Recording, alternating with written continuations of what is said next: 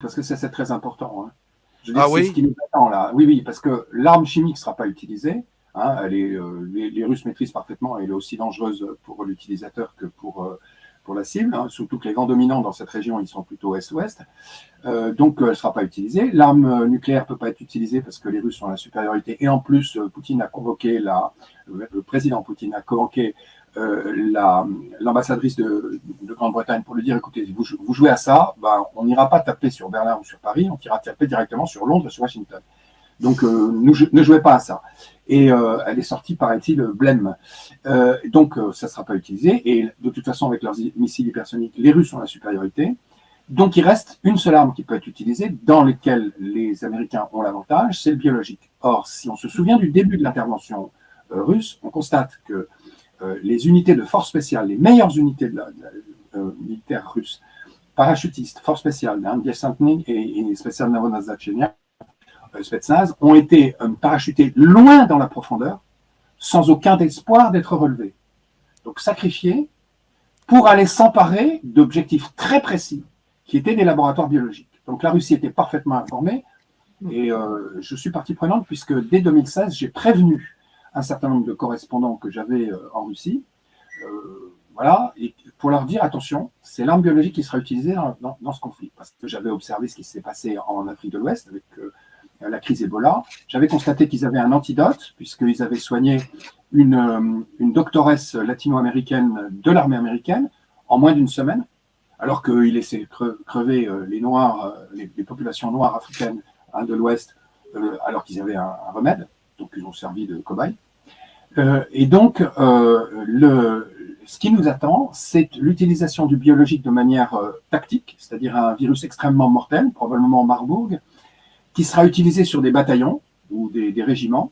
Pas forcément d'ailleurs. Si vous avez les dernières informations du renseignement russe, là, qui est sorti il y a quelques jours, justement pour compléter ce que vous dites, qui confirme, ils ont annoncé la possibilité d'utilisation de drones pour envoyer justement en profondeur en Russie avec des charges justement de composantes biologiques. Oui, tout à fait. Ah oui, donc donc pas forcément. Et même, ce qui est impressionnant, c'est que dès le départ, ce sont des cibles civiles qui sont prévues.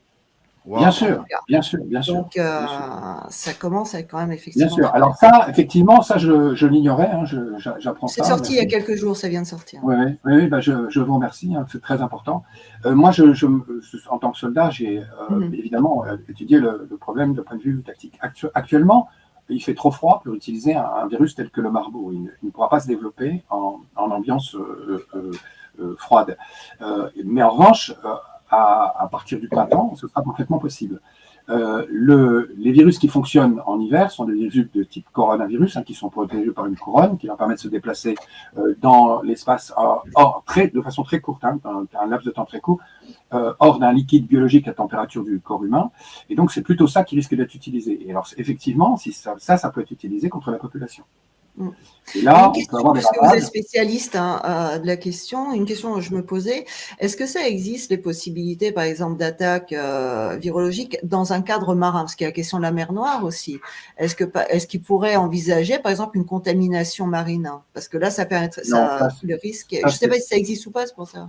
Non, ça, moi, je n'ai jamais entendu parler de ça. Je pense que, justement, ça, c'est vraiment... la mer est une protection. Et c'est ce qui pose problème, c'est que les États-Unis, c'est une île entre deux océans, l'océan Pacifique et l'océan Atlantique. Ils ont une mentalité insulaire, comme les Anglais qui sont protégés du continent par la Manche, et ils ont conservé cette mentalité insulaire. Ils se croient à l'abri. Seule l'arme nucléaire peut effectivement les mettre en danger. Et ce qui serait important, à mon avis, c'est de faire comprendre aux gens qui dirigent cette affaire que le président, Vladimir Poutine, leur fasse comprendre que s'ils ont une attaque biologique, ils réussiront sur le plan nucléaire. Il faut leur faire comprendre pour éviter, parce que là, on met en danger toute l'humanité. Hein. Si on commence à jouer à ça, et moi je pense que la crise Covid a été une répétition générale. Il y a eu une deuxième répétition là à Bruxelles à l'automne dernier, où Bill Gates était présent, donc on connaît la bande, c'est les mêmes, qui avaient financé l'event 201 donc à New York le 18 octobre 2019, juste avant la crise Covid. Donc moi je pense qu'on est dans, à mon avis, le sujet. Si on veut conjurer ça, d'abord il faut en parler. Parce que le seul moyen de conjurer ça, évidemment, moi je réagis vous savez qu'à West Point, on dit aux officiers, il faut toujours envisager le pire. Si le pire ne se produit pas, c'est pas grave, mais vous devez toujours envisager la situation la pire qui puisse arriver. Et effectivement, pour conjurer, par exemple, un faux drapeau, je pense qu'on a réussi à conjurer un faux drapeau nucléaire en Ukraine, il suffit d'en parler. Parce que si on en parle, évidemment, c'est beaucoup plus difficile à réaliser. Donc, je pense que c'est un sujet sur lequel on doit se pencher avec énormément de sérieux, parce qu'on menace l'existence de l'humanité tout entière avec ces conneries. Exactement. C'est à Radio Infocité que vous avez cette information-là. C'est une des déductions là, du capitaine Place qui surveille le développement de ce conflit-là. Et l'option bactériologique est soutenue ici et on surveille ça de près. Alors, merci, capitaine. Merci, Yves. Et on se revoit, nous, bientôt. Alors, Madame Béchet-Golovko, un gros merci pour votre venue ici dans cette radio québécoise. Ça a été très éclairant. Vous avez pris plein de choses. Pour tout commentaire, nous vous invitons à nous écrire studio@radioinfocité.com.